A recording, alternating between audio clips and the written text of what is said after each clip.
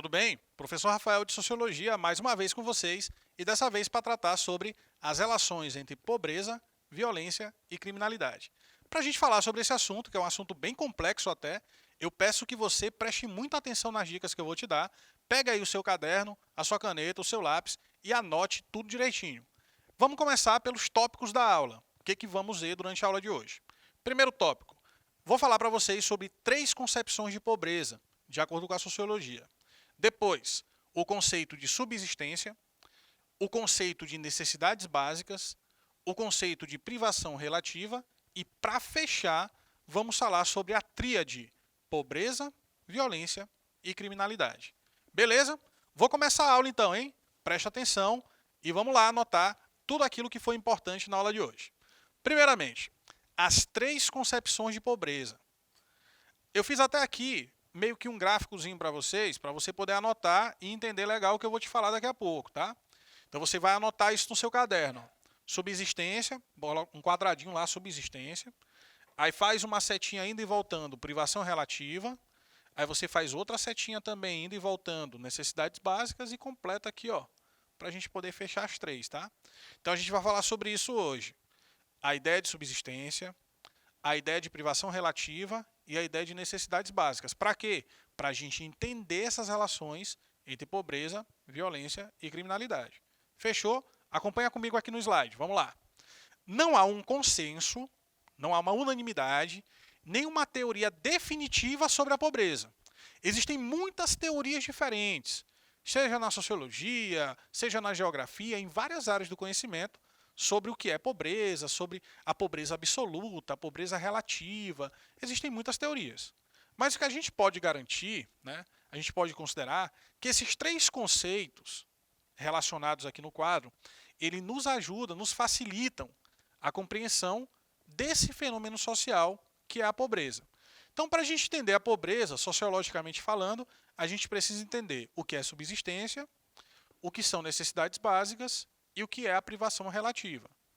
E aí você vai ver como tudo isso aqui que está no quadro vai fazer sentido, certo? A partir do momento que a gente trabalhar cada ideia dessa separadamente. Dito isso, vamos para o primeiro conceito.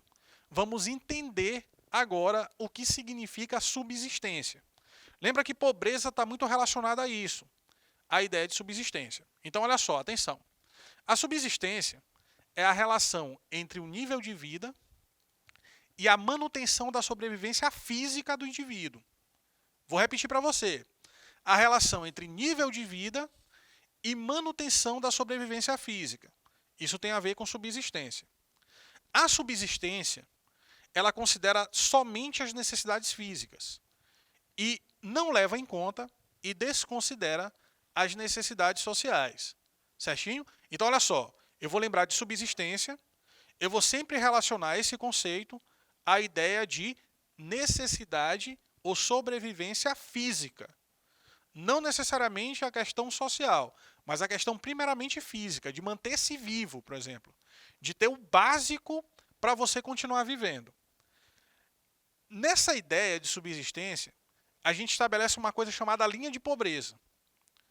E algumas pessoas na sociedade brasileira e também em outras sociedades, em outros países, vivem abaixo dessa linha. Vivem numa condição que, desculpa a palavra, mas a gente chama de miserável. O que seria essa condição de miserabilidade? O que seria viver abaixo da linha de pobreza de acordo com esse conceito?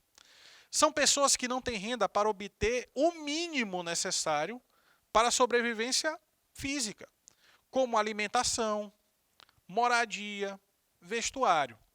Isso é considerado o mínimo, certo? Ó, ter o que comer, ter o que vestir, ter onde morar.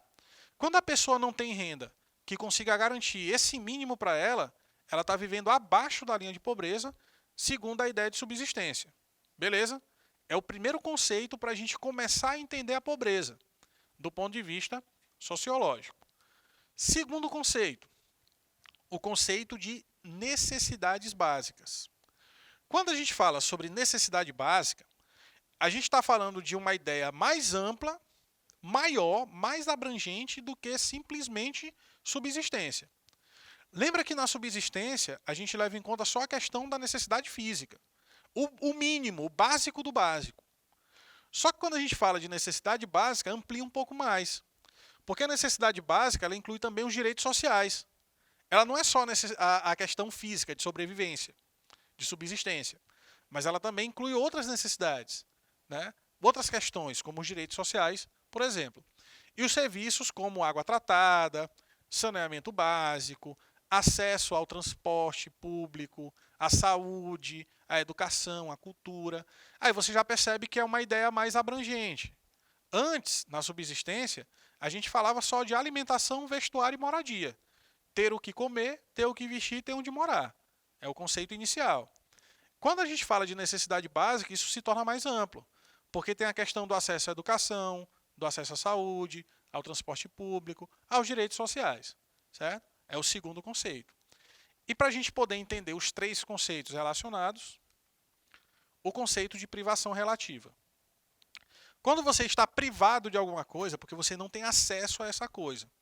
Então a ideia de privação parte desse pressuposto, desse sentido, tá? Privação relativa, o que é isso? O conceito de privação relativa leva em consideração as mudanças sociais, que vão alterar constantemente os padrões tanto de vida quanto também de consumo. Vou repetir para você. Quando a gente fala sobre privação relativa, nós estamos levando em conta o processo de mudanças sociais. As mudanças sociais, elas têm como consequência o quê? A alteração dos padrões de vida e também de consumo. Então, por isso que a gente chama de relativo, porque você está estabelecendo um critério, você está estabelecendo um parâmetro comparativo, que é o padrão de vida e também de consumo, ok? Fruto das mudanças sociais. Vamos lá. A pobreza atinge, nesse sentido, as vítimas da má distribuição de recursos na sociedade. E aí tu percebe o seguinte, nesse sentido, a gente consegue relacionar mais pobreza com desigualdade. Porque desigualdade existe em praticamente todas as sociedades. Só que tem sociedades que são mais desiguais que outras. Entendeu? Por isso que é a ideia de privação relativa. Por isso que a gente estabeleceu um parâmetro de comparação. Ok? Não é a mesma coisa da primeira ideia, subsistência. Subsistência está mais ligada à pobreza absoluta. A falta de condição de ter o mínimo para sobreviver. Onde morar, onde comer e o que vestir. Aí depois tem um segundo conceito, necessidade básica, mais amplo. E agora a gente está falando de uma coisa que é relativa. Ou seja, que estabelece a partir de um critério de comparação. Fruto das mudanças sociais que alteram o padrão de vida e também o padrão de consumo. Atenção para isso aqui, acompanha comigo. A privação relativa se manifesta quando o indivíduo não consegue obter alimentos, conforto e serviços. Olha só, alimentos, conforto e serviço. Eu não estou falando mais só do básico, não. Eu estou falando de um conjunto maior ainda, que envolve conforto e o acesso a direitos e a serviços fundamentais, que lhe permite desempenhar os papéis sociais que dele se espera. E aí esse indivíduo, por não ter tais condições, ele sofre privações em campos diferentes, seja no campo do trabalho, no campo da comunidade, da vizinhança, no campo da família também, certo? Então percebe aí que os conceitos eles vão se ampliando. A gente partiu de uma ideia muito básica, que era o conceito de subsistência, depois ampliamos para uma ideia maior de necessidade básica e chegamos num conjunto maior, num conceito mais amplo, que é o de privação relativa, que está muito ligado à questão das desigualdades sociais. Professor, mas o que isso, esses conceitos, privação relativa, necessidades básicas, subsistência, tem a ver com a violência? Porque o assunto da aula é o quê? Relações entre pobreza, violência e criminalidade. Tem tudo a ver, meu querido. Porque quando o indivíduo ele se sente nessa condição, ele se percebe sem ter acesso àquilo que era direito dele, muitas vezes ele recorre à violência e à criminalidade para conseguir obter de outra forma, que não é a forma mais lícita ou legal, aquilo que ele teria direito de obter se o Estado garantisse a ele, né, de uma forma plena, o exercício da sua cidadania. Então, por isso que muitas vezes as áreas de periferia, as áreas mais pobres da cidade, são áreas que constantemente são mais violentas, que frequentemente acontecem muitos crimes. É uma possibilidade de você entender essa relação. Parte-se do princípio de que esse indivíduo, esse grupo social, não tem acesso ao que deveria ter, porque era um direito garantido a ele, e esse não acesso, essa condição de pobreza, seja ela relativa ou absoluta, muitas vezes faz com que o indivíduo passe a agir de maneira violenta e também criminosa, e também se dedicar a atividades que sejam ilícitas, e que, portanto, são socialmente e juridicamente relacionadas ao crime, à criminalidade. E aí, quando a gente percebe isso, essa ligação da pobreza, da desigualdade, com o aumento da violência, com a incidência da criminalidade, a gente constrói um triângulo, uma tríade, que liga a pobreza, a violência e a criminalidade. O não acesso aos bens necessários para ter uma vida digna, que caracteriza a pobreza tanto absoluta quanto relativa, reforça a violência na sociedade. E essa violência, quanto mais ela se torna crescente, mais ela incide sobre o aumento da criminalidade, certo? Então eu cheguei até aqui contigo, na parte conceitual de pobreza, para a gente poder analisar essa tríade, essa relação entre as três dimensões que a aula sugere, entre a pobreza, a violência e a criminalidade. Sabemos que a condição de pobreza, absoluta ou relativa, é um dos fatores fundamentais para o entendimento da perpetuação da violência, seja ela a violência visível ou a violência invisível. Ou seja a violência direta, a cultural ou a estrutural.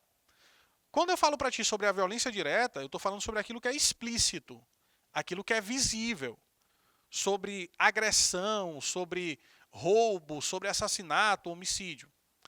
Quando eu te falo da violência cultural e estrutural, eu estou falando da violência que não é visível, ela não é explícita, mas ela está implícita nas relações sociais. Ela constrói de maneira social e cultural algumas práticas, alguns preconceitos, que acabam fazendo com que determinados grupos sociais sejam vítimas mais frequentes dos atos de violência direta. Entendeu?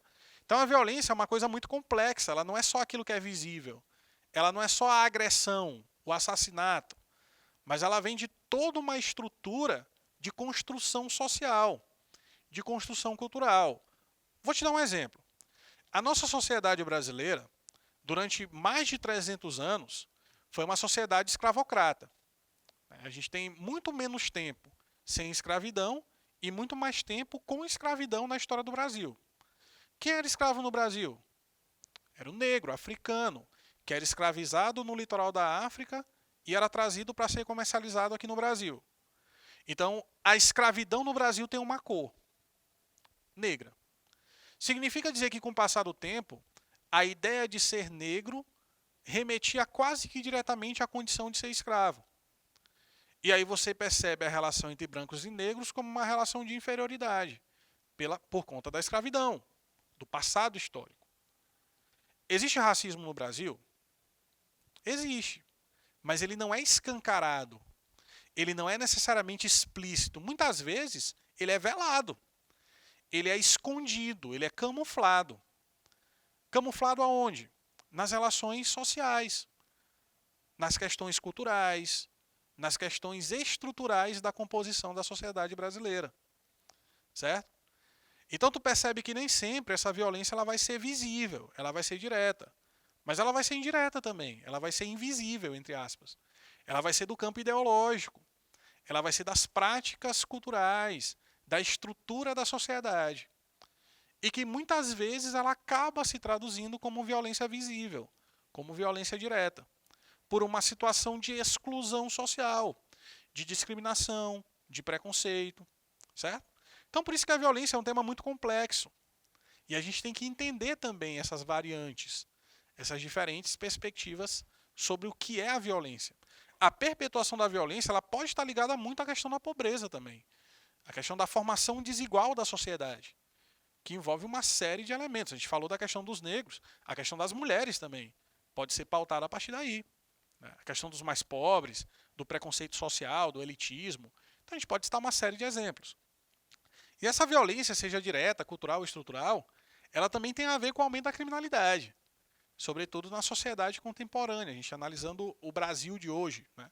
A gente percebe que muito disso é resquício do Brasil do passado, da formação estrutural, cultural da sociedade brasileira, de como as relações sociais foram sendo moldadas no Brasil, certo? E aí essa perspectiva do preconceito, do elitismo, do racismo, do machismo, fazem parte da composição da violência indireta, da violência invisível. E que, por vezes, como eu falei, ela se torna visível. Ela se traduz em fatos, em atos, em agressões contra determinados grupos sociais. A gente pode citar o feminicídio, né? A questão do preconceito racial também. Então existe uma série de fatores que compõem essa relação. E por isso que a gente chama de tríade, entendeu? O que é uma tríade? São 3 partes. É a pobreza relacionada à violência. Percebe que essa seta ela vai e volta, tá? Então as duas elas se nutrem mutuamente. Tanto a pobreza interfere na violência, quanto a existência da violência interfere também na perpetuação da pobreza. Assim como a pobreza e a criminalidade, e a violência e a criminalidade estão interligados também, certo? Então olha só, o que a gente viu na aula de hoje? Vamos revisar. Eu falei para ti sobre conceitos inerentes à ideia de pobreza, certo? Toda vez que a gente pensar a pobreza, sociologicamente, a gente vai pensar nas ideias de subsistência, de necessidades básicas e também de privação relativa, nas ideias de pobreza tanto absoluta quanto também relativa. Independentemente da pobreza ser absoluta ou relativa, ela vai reforçar alguns estigmas, alguns preconceitos, algo ali do campo cultural e estrutural da violência cotidiana. E essa violência estrutural e cultural, que a gente chama também de invisível, ela vai se traduzir em ações, que é parte da violência direta, da violência, entre aspas, visível. E aí você percebe que a composição do conceito de pobreza também envolve esses diferentes ângulos, essas diferentes perspectivas. E aí quando a gente fala de pobreza, por esses diferentes ângulos, a gente compreende a ligação da pobreza com a violência. O que é a violência? A violência é o ato deliberado, é o ato da vontade do indivíduo de causar dano, de agredir. Seja agressão física, psicológica, moral, tanto faz. Existem vários tipos diferentes, a gente sabe disso, né? Tipos diferentes de violência, de práticas de violência. E essa violência reforça a ideia de criminalidade. A criminalidade é exatamente o conjunto dos crimes que tem diretamente uma ligação com os atos de violência.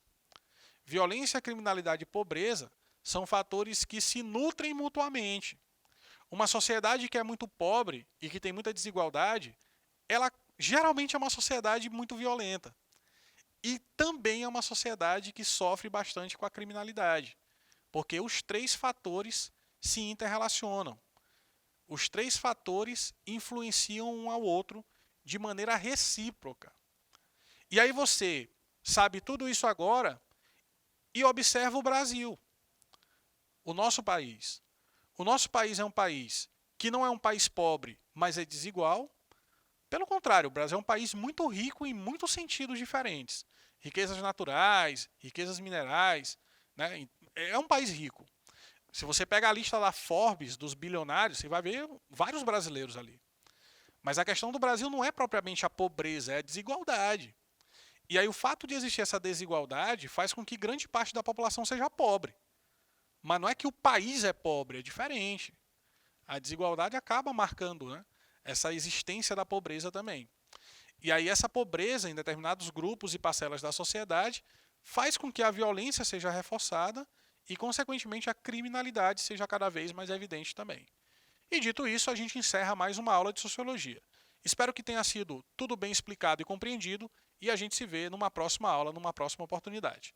É isso aí, valeu!